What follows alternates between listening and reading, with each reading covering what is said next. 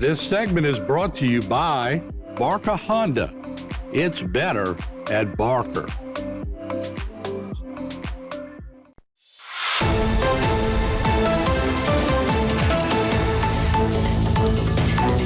All right, we're back. It's Bayou time again. And guess what time it is? National Day of Prayer. We're going to be in Terrebonne and Lafourche covering these. But right now we have Tom Hassel.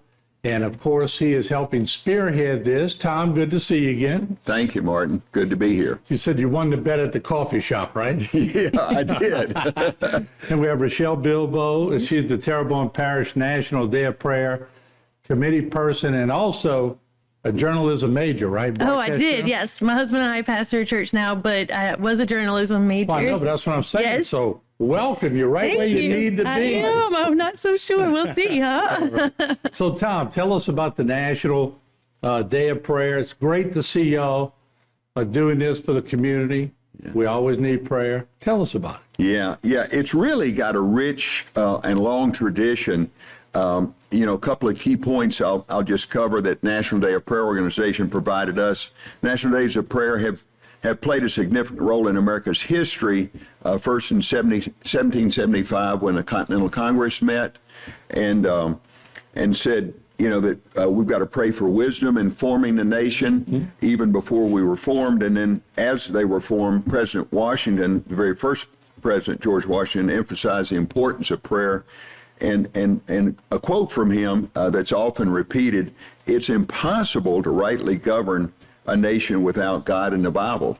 So I thought that was interesting. About 100 years later, Lincoln, doubled down on that. In the heart of the Civil War, as you can imagine, how difficult that must have been, unimaginable. But he said, a quote that's often come from him is his declaration of a day of humiliation, fasting and prayer for the nation, for unity, because as you know, that's what the Civil War is about, was division. And then fast forward to 52, President Truman, Harry Truman, with joint Congress, bipartisan support, formed a National Day of Prayer, and that's when it really kicked off 74 years ago. And Reagan made it official on the calendar the first Thursday of every May. Or May 1st, rather. As it turns out, the first Thursday of every May is May 1st. I remember Ronald Reagan being big in it, of course, in the 80s. And Rochelle, let me ask you this. God doesn't see Democrat, Republican, Independent. He just wants you there, right? Exactly. I actually have a verse to share. I had a Bible study this morning with Mr. Tom and his beautiful wife, Miss Jackie, who has a passion who's in the audience. That's right, supporting us. And she has a passion for National Day of Prayer, but prayer in general.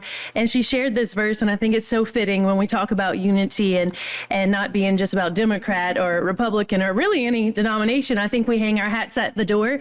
But it's a verse in John 17:20. It says, "My prayer is not for them alone. I pray also for those who believe in me through their message." And this is Jesus praying to God before he goes to the cross. And it says that all of them may be one. Father, just as you are in me and I am in you, may they also be in us, so that the world may believe that you have sent me. And so really, before Jesus goes to the cross, this is his prayer to the Father, that his disciples and future believers would have unity and that we wouldn't be divided by a denomination or by a political party, but that we could come together on days like this and that our greatest witness would be unity. And I love the way all religions, like you say, all denominations come together. Pastor Dwayne Blaine does a good job of that in Thibodeau, bringing everybody together. And I remember the year I saw the bishop there, and I saw Dwayne, and I saw others, and I was so thrilled to see everybody coming together, because when you're talking about prayer, I don't think God really cares what denomination, just as long as you reach them. Exactly. And you get the message across, right? Absolutely. That's so important. There's a kind of a comment that National Day of Prayer had shared about praying for renewal of hope across the nation. In fact, that's the theme for this year, is hope for the nation, that hearts may turn toward God with a spirit of compassion, unity, and commitment toward the dignity of life for all life, and cherish the blessings of liberty and walking together in truth under God. So it's a nationwide effort, and and beyond us, in fact, right after our event will be the national broadcast. That's good. I remember State Representative Brian Fontenot a few weeks ago in Thibodeau had a big prayer breakfast. Wow. And, you know, it used to be when we covered prayer breakfasts, we'd have a few people show up. This was in Thibodeau at their Civic Center. It was packed. Wow. Really? And I was glad. Of course, the governor was there too. Yeah. But there's one person that could trump the governor in a heartbeat. That's right. That's God. That's Yeah. right. So Exactly. a lot of people came. It was good to see everybody was led in prayer. Absolutely. And, this touches a lot of people, and it also keeps people in line too, doesn't it? Yes, it does. And I will say, speaking to Unity, we have over 10 pastors, 10 churches represented just in the agenda that we have for Thursday. And that was really cool because we've only had about 10 days to plan. Mr. Tom and his wife, Miss Jackie, saw a need that we weren't having a National Day of Prayer this year in Houma. And so they just jumped on it. So we had a little bit of time, and we had like such fast yeses. They were giving their best yes when we'd reach out to is various fantastic. pastors. And having said that, if you are a church that wants to get involved next year, we want to open it up. We did what we could with the time we had, and it's going to be a great night. I mean, it doesn't cost anything to pray, right? And so That's right. that part doesn't take planning. We just need to touch the heart of God. Let's But- do this. We'll take a break. We'll come back. We'll list some of the people that are going to pray Okay. Okay. out there, and we'll find out what cup of coffee Tom was drinking when he decided to take all this on. But it's a good cause. All right. We'll take a short break. We'll be right back. Don't go away. This segment was brought to you by Diocese of Houma Thibodeau. Our mission is to form disciples of Jesus Christ.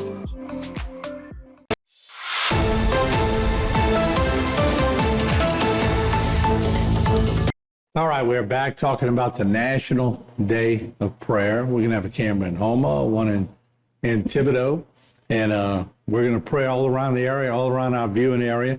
Tom Hassel is back with us, National Day of Prayer, and of course he's going to be present at the event with his wife Jackie, and then Rochelle Bilbo, the Terrebonne Parish National Day of Prayer Committee person, is with us. I was telling y'all during the break that although our family was brought up Catholic, and in those days, you only had 3 channels. You had 4, 6, and 8 around here. You turned the antenna to catch the Saints out of Lafayette, and you had the public broadcast station, so let's say 4. But every time Billy Graham was coming on TV, you get one crack at watching. No reruns, no YouTube, no Facebook. Dad would be glued to the TV. Ronald Reagan was one of the first presidents to really utilize Billy Graham. Yeah. But that's sort of caught on. All the presidents lean on somebody for faith, Right. for strength. Yeah. Right. Isn't that what it's all about? Absolutely. Absolutely. And, for him to have inked it in with Congress's approval, of course, President Reagan, the first Thursday of May, that it would be calendared from henceforth, is just a powerful testament to that. And every president has sought that. Sometimes you don't hear as much about it. Call it pride, call it whatever. But when the storms get rough, they seek God. We all do. And Rochelle, when the storms get rough, you can find a psalm that would calm you down, right? Yes, you can. There's plenty of psalms, and you can almost pick one. You could. And somehow, some way, it can calm you down. Who are some of the, ministers, preachers, reverends that will be there? Absolutely. We have a few confirmations we're waiting on. Like we said, we did have a little bit last minute prep, but Pastor Packy Thomas from Bayou Blue Assembly, Pastor Ben Buffkin from Living Word, Pastor Chet Bajeron is going to represent Covenant Church, Pastor Jules Bouquet, Harvest Cathedral, Pastor Kim Boisan from Vision Christian. We're working on, we have a priest coming from the Catholic Church as well. I'm just working on a confirmation there. And then we have Pastor Corey coming from Keystone Church. It's a new church in town. Pastor Chad Ducote from Life Church, and my husband, Pastor Brandon, and so from Cross Church. You're a little partial to him. I like them all. Is he going to lead off? he's gonna close, but I will say this. As I was talking to some of these pastors, it is very refreshing. We have such a good relationship with them, and some of my husband's greatest friends are on the list of pastors I just said, and so which is encouraging that Right, and that's they good to serve see. together. Like I said, it's always good to see the pastors of certain churches getting along with the bishop of the Catholic Yeah. Church. And it sends a definite message to people out there that, wait, they're all preaching to get along and do this. And if they sense tension, there is tension. But when they're all getting together and praying, the Lord's message is so powerful to do that. What time? Let's talk a little bit about the time and all that. People need to gather. Yeah, it's going to kick off really about 5:24 p.m. This Thursday, May 1st, so it's right around the corner. And that'll just be a little bit of music. And Rochelle's really used a lot of connections. And as she said, the churches have really been generous and stepped forward with a quick yes on a last-minute notice. So there'll be students, adults, people singing and bringing in worship through 3 different churches. There'll be, so that's the official start times, 5:30 to 6:30. But there'll be, the national anthem and Pledge of Allegiance and then a worship song or two, and then prayer across, as she said, each of these pastors and really praying over, we're really praying over law enforcement. I was talking to a guy whose fiance's in law enforcement this morning, and he said he prays for her every morning. She leaves on these odd shifts, and that some of the people she runs into are not as as respectful of the law enforcement as you might would think. So prayers needed. And so we'll pray over law enforcement in each of the major areas: education, government, missions, over the local churches. And so of those people representing that, those entities that are there, we'll be praying over them and for them.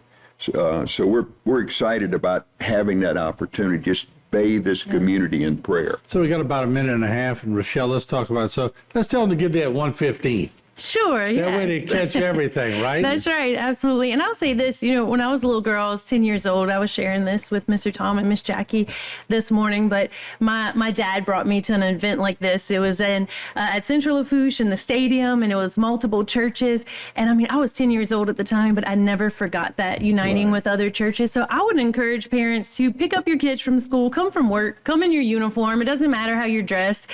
Just come and bring your family and let them see churches united together, and not just churches, but I also appreciate businessmen like Mr. Tom that's saying, I want to organize this, and I have a heart for this, bringing churches together. It's not just about pastors coming together, but it's about people of all walks of life. And it'll sometimes bring them closer. I remember watching the Billy Graham documentary, and he said there was no way he ever thought he'd be a preacher or an evangelist. Wow. Said he went to a couple of them. He kept going back, kept going, but some kept drawing him back. And the next thing you know, he's evangelizing all kind of people, presidents, dignitaries all over. So he just became the go-to guy. So somebody who attends y'all think may be the go-to person, man or woman. Exactly. All right, that's about it. Let's say Houma Courthouse, 5:15 on May the 1st. Be there, get some prayers, absorb them all. Thank y'all for coming. We appreciate it. Thank you. Thank you so much. All right, Appreciate we'll take it. a break. We'll be right back. This segment was brought to you by Alford and Associates for all of your insurance needs.